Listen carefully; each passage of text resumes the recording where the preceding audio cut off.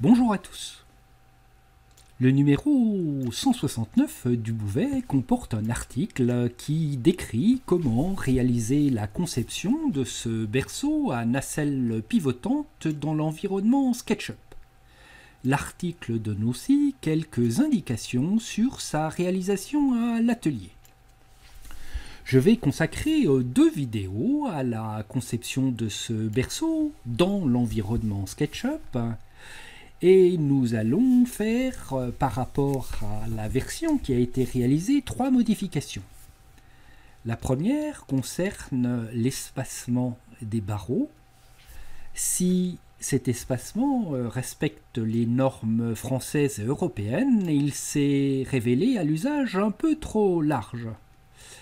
La seconde modification va consister à incliner les montants transversaux de cette nacelle. Dans cette version, seuls les 2 montants longitudinaux sont inclinés. Nous obtiendrons ainsi une nacelle en forme de pétrin.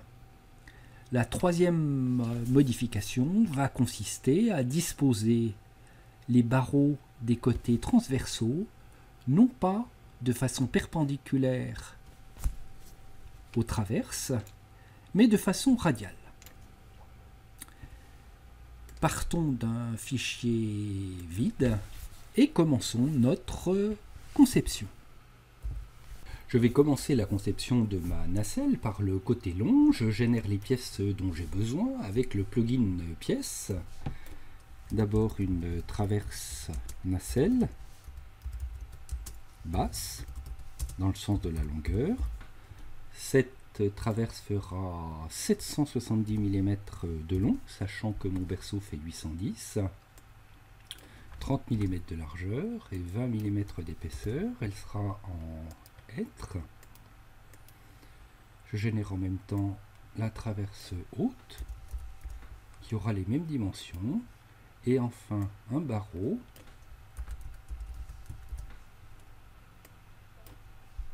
qui quant à lui fera 30 mm de largeur, alors que c'était 40 dans l'article, 400 mm de hauteur et 14 mm d'épaisseur. Mes pièces étant générées, je sors du plugin pièces par la commande annuler. Je vais pousser un petit peu la traverse haute et m'intéresser à la traverse basse et au barreau. Je sélectionne mon barreau. Je tape M pour le déplacer, je le prends par son extrémité et le mets à l'extrémité de ma traverse. Ce barreau étant sélectionné, la touche M étant appuyée pour déplacement, j'appuie sur la touche CTRL. Un petit plus apparaît, ce qui va me permettre de dupliquer mon barreau que je place à l'extrémité de ma traverse. En tapant /10, je vais répliquer ce barreau 10 fois.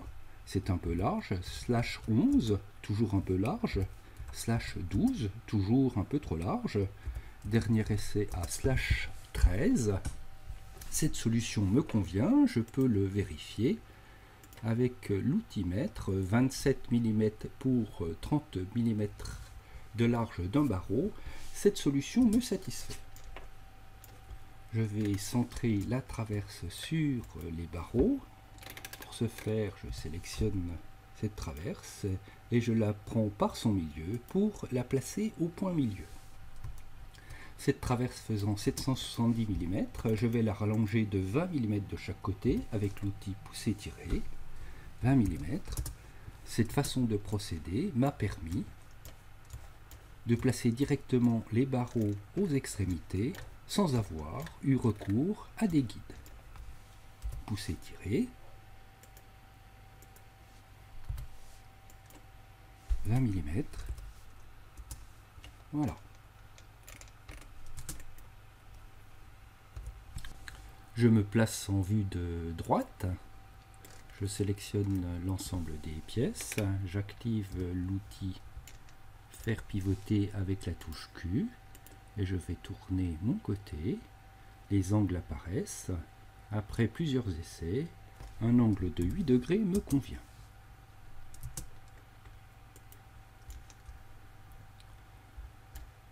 Le côté de mon barreau doit présenter une hauteur de 400 mm.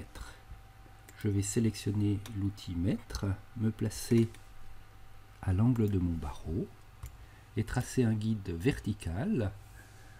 Je suis vertical car le guide est bleu de 400 mm. À partir de ce point, je vais tracer une horizontale qui est verte. Voilà. J'ai fait une petite épure. Je sélectionne ce barreau, je l'ouvre en cliquant 2 fois dessus, outil pousser-tirer avec la commande P, et je vais mettre là le barreau sur ma ligne horizontale. De ce fait, j'ai mis la hauteur apparente à 400 mm sans avoir eu recours à de la trigonométrie. Je supprime mes guides, je prends ma traverse haute, je la fais tourner de 8 degrés, M pour déplacer,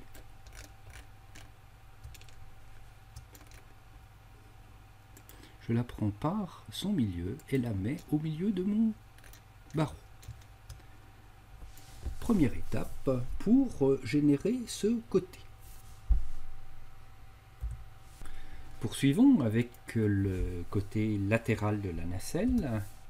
Je vais dupliquer un barreau, le redresser en le faisant pivoter de 8 degrés et en l'amenant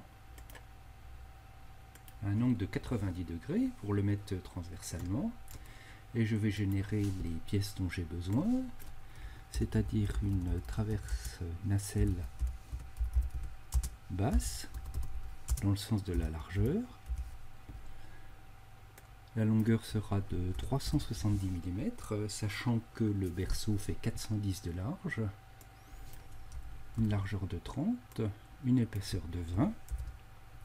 Cette pièce est en hêtre et je vais le représenter en vue de côté. Je génère également une traverse haute qui fera elle 160 mm pour permettre de largeur, pour permettre une découpe circulaire. Je sors de mon plugin pièce, je prends ma traverse basse, je la saisis par son milieu et l'amène au point milieu de mon barreau, et je fais de même avec ma traverse haute. Je prends mon pied et je vais le décaler suivant l'axe rouge de 3 mm de manière à le centrer sur mes deux traverses. Nous allons à présent dupliquer ce barreau, non pas de façon linéaire, mais de façon radiale. Je sélectionne l'outil rapporteur et je vais tracer 2 guides à 8 degrés.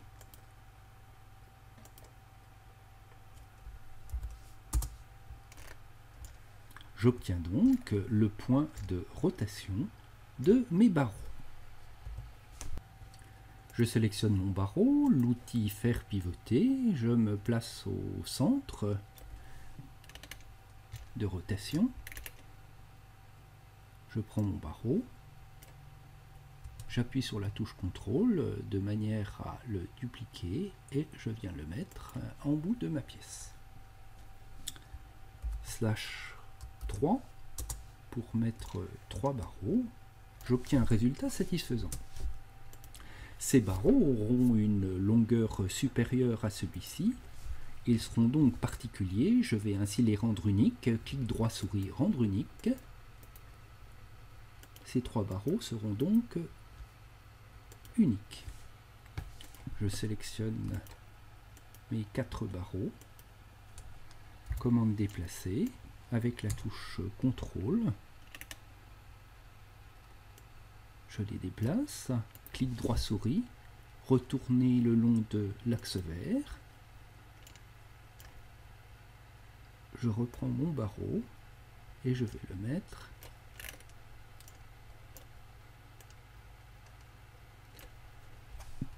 sur celui-ci. J'ai 2 barreaux à cet endroit-là, j'en supprime un J'ai donc symétrisé mon côté. J'efface les guides dont je n'ai plus besoin. Ces barreaux auront une longueur plus importante. Je vais donc les rallonger avec l'outil pousser-tirer. Pour cela, je vais masquer provisoirement cette traverse haute. Donc l'outil pousser-tirer.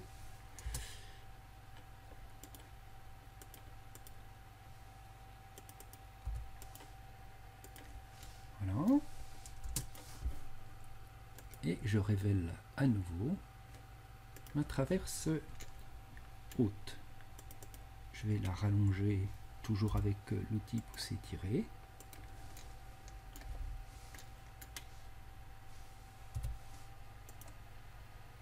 Nous la recouperons par la suite. Et je vais de même rallonger ma traverse basse de 20 mm pour la porter à 410.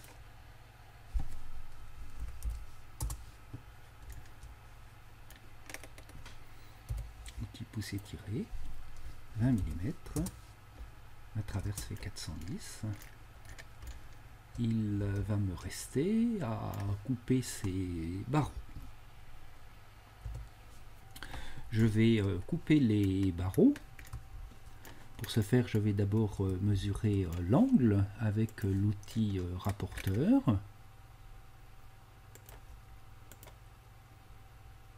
J'ai un angle de 7 degrés 3.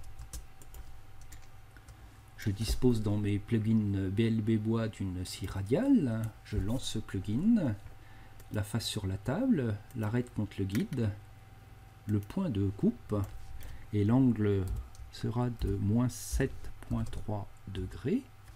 Ma lame de scie apparaît, ma coupe est conforme, et je vais donc couper l'autre extrémité en indiquant d'abord la face sur la table, l'arrête contre le guide, le point de coupe, moins 7,3 degrés. Ma coupe est conforme, je valide, et donc j'ai coupé mon barreau. En temps masqué, j'ai coupé les deux autres barreaux. Je vais sélectionner l'ensemble de mon côté transversal et le faire tourner d'un angle de 8 degrés. Et le placer, commande déplacer, je vais le prendre par son coin.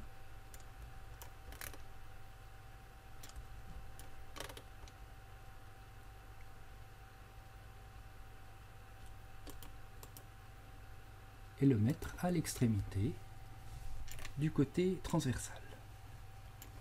Il me reste une chose à faire, c'est dupliquer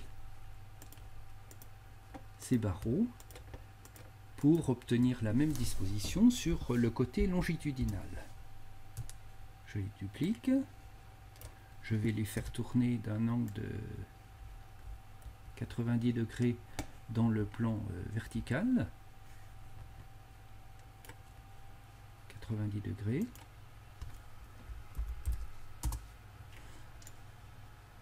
Et je vais les déplacer pour remplacer mes barreaux qui sont verticaux ici. Voilà, qui est fait. Je duplique à nouveau. Clic droit souris. Retourner le long de l'axe rouge. Je les déplace de nouveau pour venir les mettre à cet endroit-là. Ici j'ai deux barreaux, j'en enlève un et j'enlève mes barreaux verticaux. J'ai deux barreaux ici, j'en enlève un et j'enlève également mes barreaux verticaux. Nous avons donc mis la même disposition des barreaux sur ce côté longitudinal. Je vais rallonger cette traverse haute, commande pousser tirer.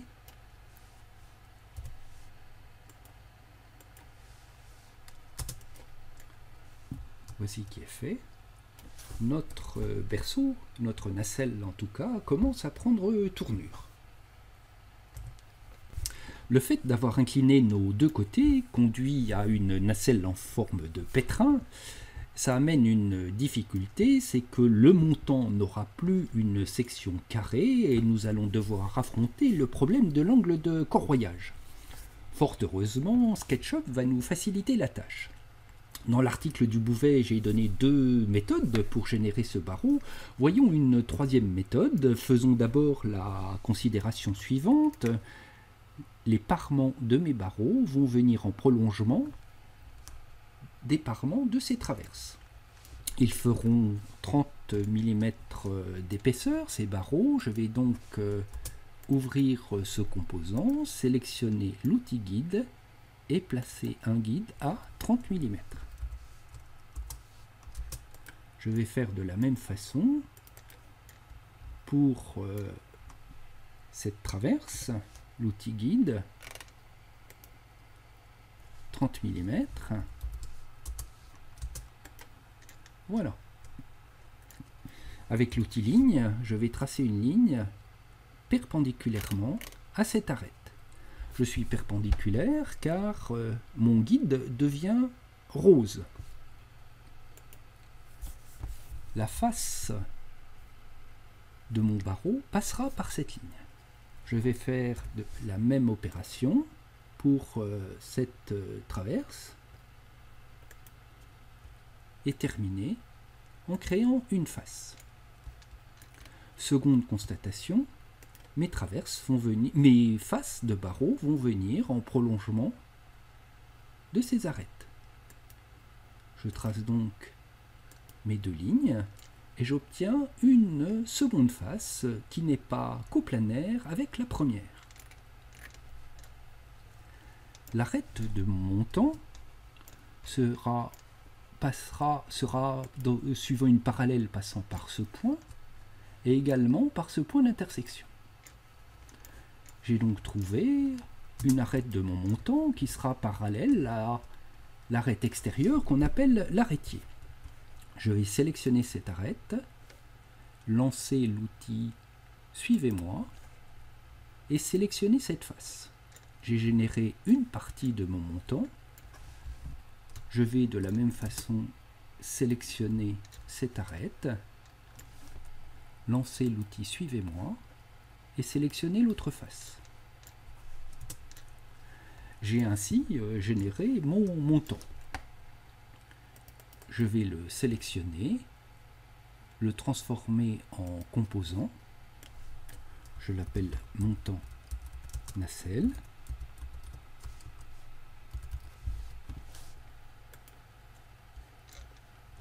Et je vais lui affecter un matériau. Et je vais choisir donc du hêtre.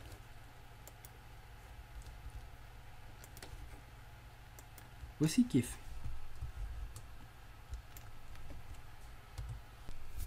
La façon dont j'ai généré ce montant ne donne un résultat qui n'est pas tout à fait propre. En effet, j'ai 2 faces en extrémité de ce montant, plus des arêtes supplémentaires. Je pourrais utiliser les fonctionnalités de base de SketchUp pour faire du nettoyage. J'ai en fait mieux à faire en utilisant la scie radiale, en sélectionnant la face contre la table, l'arête contre le guide, un point de coupe. Je vais faire une coupe perpendiculairement à cette arête, c'est-à-dire sans rotation et sans inclinaison.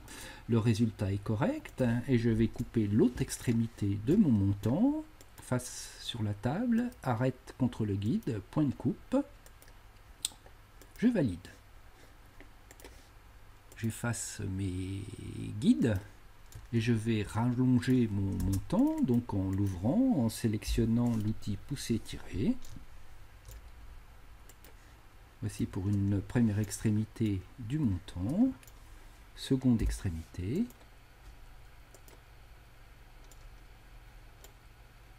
Voilà.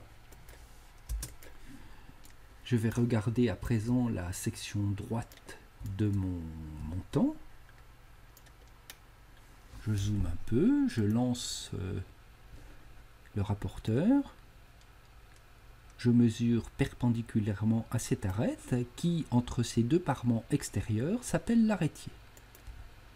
Je mesure donc l'angle et je trouve 91,1 degrés. Il s'agit de l'angle de corroyage. Si à présent je mesure cet angle-ci, donc perpendiculairement à cette arête, je vais trouver un angle de 90 degrés.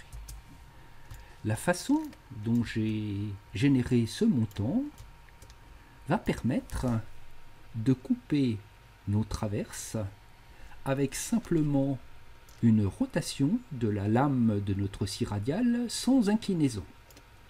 Ce type d'assemblage s'appelle dans le métier de charpentier un assemblage à joint tournis.